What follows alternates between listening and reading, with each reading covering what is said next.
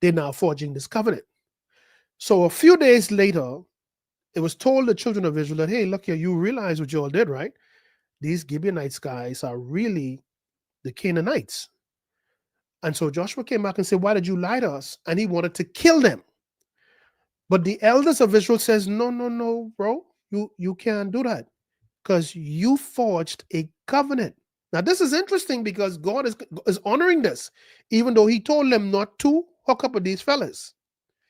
So fast forward now, okay, 350 plus years later now, here in 2 Samuel 21, the rain wouldn't come down, but Israel is doing everything that they're supposed to do.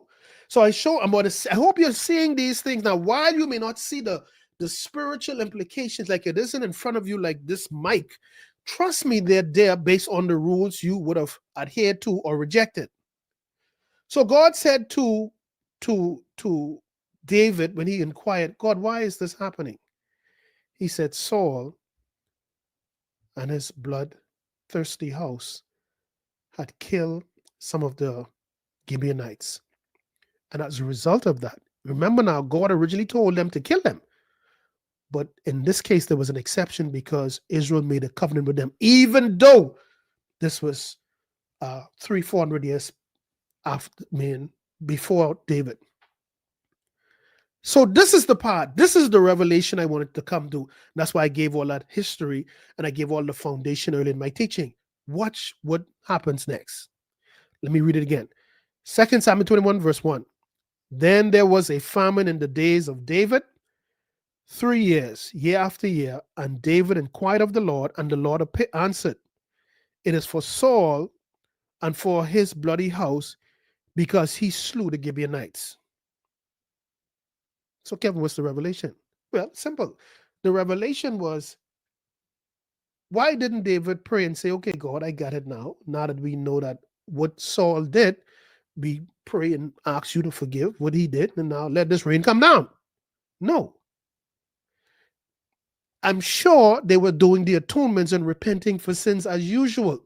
The unblemished lamb and all this other stuff they were doing. All of that, they were following every rule. Well, how come this stain wouldn't move? Well, I told you the revelation earlier.